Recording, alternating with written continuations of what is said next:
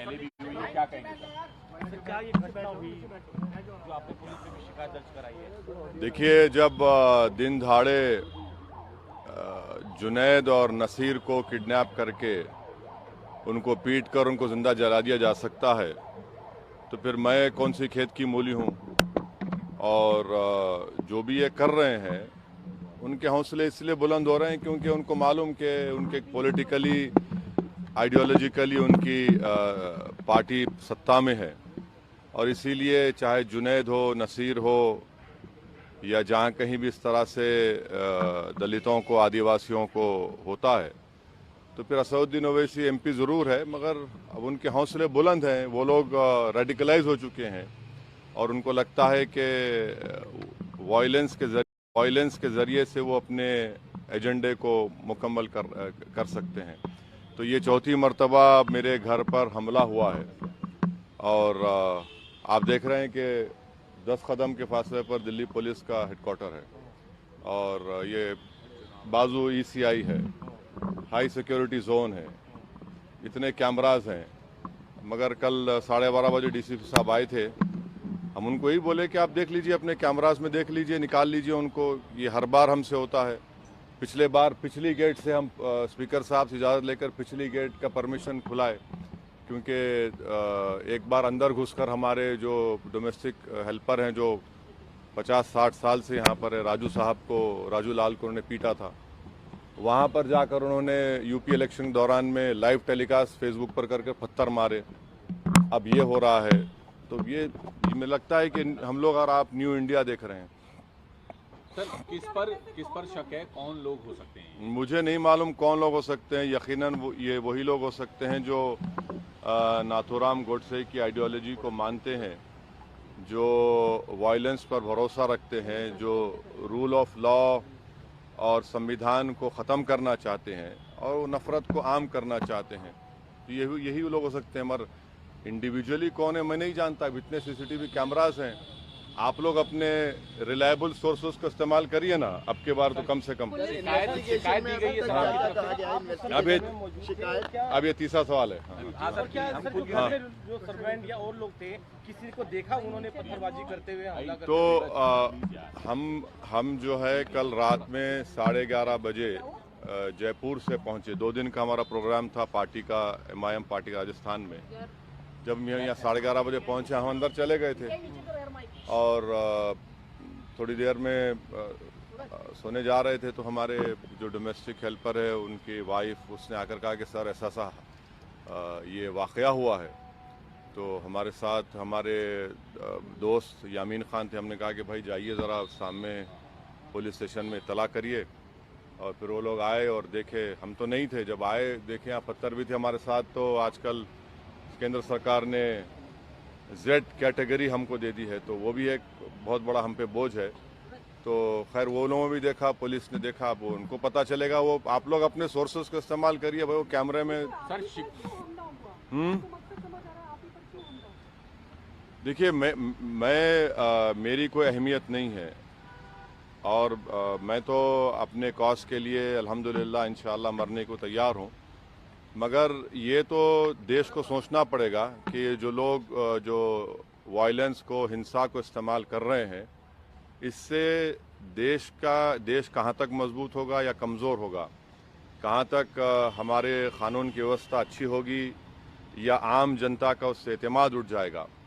तो ये तो देश को सोचना पड़ेगा। सर, इसके अलावा आप जो है अभी आप बहुत पूछ चुके हैं। और सरकार ने सिविल कोड पर भी आगे बढ़ने की बात कर रही है। हाँ, सिविल कोड पर सरकार आगे बढ़ने की बात कर रही है। हाँ, आगे बढ़ने की बात कर रहे हैं। तो हम केंद्र सरकार को बता रहे हैं कि भारत के मुसलमानों को जो उनके रिलीजियस कल्चर्स हैं, प्रैक्टिसेस हैं, उसका या कस्टम है, उसका उनको प्रोटेक्शन मिलता है आर्टिकल 29 के तहत, जो एक अनफेटर्ड फंडामेंटल राइट है। और कोई भी सरकार UCC के नाम पर मुझसे मेरा फंडामेंटल राइट नहीं छीन सकती। सर, नासिर जुनैद वाले मामले में आप खुलकर बोल रहे हैं, वो गए भी हैं, राजस्थान भी गए, तब अपने बयानों में भी जिक्र किया। लेकिन श्रीकांत के उस बच्चे के बारे में कोई जिक्र नहीं कर रहा, आपने भी नहीं किया, जब उसकी पत्नी को मारा गया, उसकी मौत बिल्कुल गलत, आपको गलत फहमी है। जी। आप ही के मीडिया के लोग ने कल हमसे सवाल किया था, हमने उसका कंडेम किया है। गलत हुआ है, बिल्कुल नहीं होना चाहिए।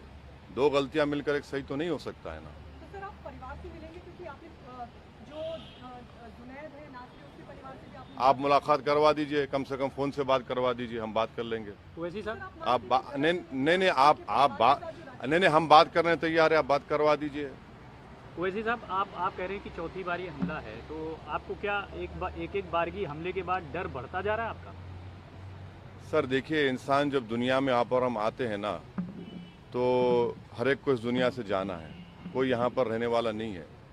तो और मेरे लिए तो मौत खुद एक नई ज़िंदगी होगी मेरे लिए, क्योंकि जब हम अपनी ख़बर में जाते हैं तो उसमें बहुत सी चीज़ें होती हैं और हर एक को जाना है। तो डर किस बात का? डर अगर डर है तो फिर राजनीति नहीं करनी चाहिए, मोदी इरा में पॉलिटिक्स नहीं करनी चाहिए अगर कोई डरता है तो। वैसे सर पिछली बार जब इसी तरीके की घटना हुई थी तो हिंदू सेना का इन्वॉल्वमेंट मुझे नहीं मालूम। नहीं, हाँ आप सही कह रहे हैं कि जब हमारे घर पर पीछे से हमला हुआ था, फेसबुक लाइव किए थे उन्होंने, उसके थोड़े ही दिन के बाद हापुड़ में हमारी गाड़ी पर गोली चलाई गई थी।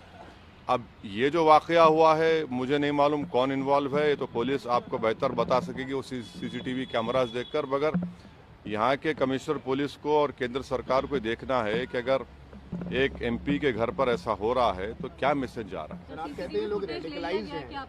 नहीं, मेरे पास CCTV नहीं है, जो रोड पर है, जो बहुत से कैमरास है, आप देखिए यहाँ पर बहुत से हैं। सर आप कहते हैं ये लोग रेडिकलाइज्ड हैं, हाँ। तो कौन लोग रेडिकलाइज्ड हैं या किसने रेडिकलाइज किया? नहीं, ये रेडिकलाइज तो जो जुनैद नसीर को मारे वो रेडिकलाइज नहीं, वो तो क्या बोलेंगे उनको? सर क्या उसी की नहीं, आप जो है ना ये ऐसा मत करिए, मुझे नहीं मालूम। मगर आप रेडिकलाइजेशन के आप सवाल कर रहे हैं तो यकीनन ये लोग रेडिकलाइज्ड हैं जो जुनैद नसीर को मारे हैं। आप बताइए कि किडनैप करके एक प्रदेश से मारते हुए ले जाते हैं दूसरे स्टेट में और ले जाकर पुलिस को देते हैं कि भैया इनको अरेस्ट कर लो। पुलिस कहती है कि हम नहीं अरेस्ट करेंगे, उससे पहले पुलिस उनको मारती है जंगल में, फिर ये लोग किडनैप करते, फिर ये लोग मारते, फिर पुलिस कहती नहीं लेंगे, मर जाएंगे, फिर 180 किलोमीटर दूर ले जाकर उनकी लाशों को जला दिया जाता है। तो ये लोग हाईली रेडिकलाइज्ड लोग हैं। जब चुनावी रैलियां संबोधित कर ये तो ऐसा, हम जब तक जिंदा हमको अल्लाह रखेगा ये सवाल हमसे पूछा जाता रहेगा, फ़ायदा किसको हो रहा है? भाई हमको फ़ायदा क्या हो रहा है? मुसलमानों को कहाँ फ़ायदा हो रहा है? देश की जमहूरियत को, देश के रूल ऑफ लॉ को कहाँ फ़ायदा हो रहा है? इसका कोई इत्मीनान बख्श जवाब भी तो वैसे साफ होगा ना इस सवाल का, जब ये बार बार हो रहा है। नहीं, मुझे किसी को इत्मीनान दिलाने की ज़रूरत नहीं है। मैं जो काम कर रहा हूँ किसी को इत्मीनान दिलाने के लिए नहीं कर रहा हूँ, बल्कि बेचैनी पैदा करने के लिए, अपने हक़ को हासिल करने के लिए कर रहा हूँ। सर पुलिस कह रही है कि अभी CCTV देख रहे हैं, कुछ खास अभी तक नहीं मिला है। हाँ, ये भी कह रहे हैं कि ऐसा हो सकता है कि बंदर ने शायद फेंक दिया हो कुछ आपको। हाँ, बंदर ही हो सकते हैं। भारत की लोकतंत्र के जो दुश्मन हैं वो बंदर ही हैं, और जो ये सब कर रहे हैं बिल्कुल सही है। भाई कभी वो लोग ECI के ऊपर पत्थर नहीं फेंकता बंदर, पुलिस ऑफिस पर बंदर पत्थर नहीं फेंकता। अने ये लगता है ये बंदर को मालूम कि किसके ऊपर पत्थर फेंकना किस पर नहीं फेंकना। बड़ा ये तो बड़ा फर्माबरदार बंदर है ये, नहीं फर्माबरदार बंदर है ये, बड़ा ओबीडियंट बंदर है ये, माशाल्लाह। हो गए, चलिए बस। आप बोलिए, बोलो फराज। प्रधानमंत्री के पिता को लेकर जो है कांग्रेस, प्रधानमंत्री के सर दिवंगत पिता को लेकर एक बयान जारी किया है पवन खेड़ा सर। ने, उनका दरअसल मजाक पवन उड़ाया खेड़ा है। जो है कांग्रेस के प्रवक्ता, वो ब्रीफ कर रहे थे, तो उस दौरान उन्होंने उनके पिता के को लेकर मजाक उड़ाया। प्रधानमंत्री के पिता के नाम को लेकर, दामोदर मोदी है या फिर गौतम। देखिए, राजनीति आप जो भी करेंगे, प्रधानमंत्री को क्रिटिसाइज करिए, खुलकर करिए, बेखौफ होकर करिए, मगर किसी की फैमिली पर मत जाइए, चाहे वो प्रधानमंत्री की फैमिली हो या कांग्रेस के नेताओं की फैमिली हो या किसी भी नेता की फैमिली हो। फैमिली को क्यों लेकर आते हैं आप? फैमिली को क्या करना है? ये गलत है। किसी की फैमिली को क्यों लेकर आते हैं आप? आपको इख्तियार ही नहीं है। यानी इस तरह से आप अटैक करेंगे फैमिली के ऊपर तो ये आपका फ्रस्ट्रेशन जाहिर होता है, और आप जिस मुद्दे पे क्रिटिसाइज कर रहे हैं उस हाइडेनबर्ग पर, वो पीछे हो जाता है और आप लोगों को मौका मिल जाता है। बागेश्वर बाबा बार-बार हिंदू राष्ट्र की हुंकार भर रहे हैं, आप कैसे देखते हैं? क्योंकि वो बार-बार ये कह रहे हैं कि सबके अंदर सनातनी खून है, तो सब वापस आ जाओ। मैडम, आपका नंबर मिल गया शायद उनको, ऐसा लग रहा है। मुझे नहीं मालूम, मुझे नॉलेज ऑफ अनसीन नहीं है। मुझे नहीं मुझे नहीं अगर ये लोग बीजेपी के स्पोक्स पर्सन बन गए हैं तो फिर सीरियस लेना पड़ेगा। बीजेपी को कहना चाहिए कि ये हमारे स्पोक्स पर्सन हैं और ये लोग जो बोलते हैं हम कर देते हैं, तो फिर हम बराबर रिएक्शन देंगे। Thank you. जेएनयू में जो विवाद हो रहा है सर, जेएनयू में जो हंगामा हुआ कल, शिवाजी महाराज की जो तस्वीर लगाई थी एबीवीपी के छात्रों ने, उसको लेफ्ट विंग के, ऐसा एबीवीपी दावा करे कि लेफ्ट विंग के जो छात्र थे उन्होंने नहीं अब मुझे नहीं मालूम कौन किया, मगर जहां तक छत्रपति शिवाजी का सवाल है, वो कभी भी मुसलमानों के खिलाफ नहीं थे।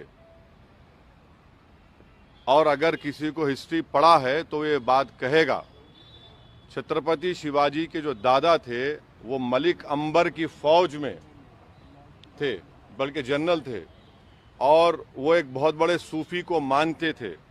और जब शिवाजी आगरा की किले से औरंगजेब के हिरासत से उनके साथ भागे, उनके साथ कौन था? मुसलमान था। शिवाजी की नेवी चीफ कौन था? उसमें कई चीफ मुसलमान था। शिवाजी के जनरल में कई मुसलमान थे। तो ये लड़ाई उस वक्त मुगल बादशाह और छत्रपति शिवाजी के दरमियान में थी। मगर अब बाज़ लोग जो है उनको इस तरह से ले जाकर छत्रपति शिवाजी की तौहीन कर रहे हैं। वो तो वो जो कल्याण के नवाब की जो वाइफ उनको वॉर में आई, तो उन्होंने बड़ी इज्जत के साथ, बगैर उसको कोई हाथ लगाए, को तकलीफ पहुंचाने, उनको वापस पहुंचाया। तो छत्रपति शिवाजी की लाइफ को पढ़ने की ज़रूरत है। मगर अब जो लोग ज़िंदगी भर नफ़रत की बात करते हैं, हिंदू मुस्लिम की, हिंदू राष्ट्र की, ये सब बकवास करते हैं, तो वो तो हर बड़े बड़े आइकॉन को हड़पने की कोशिश कर रहे हैं। अब जो कुछ जेएनयू में हुआ वो आप पुलिस देखेगी।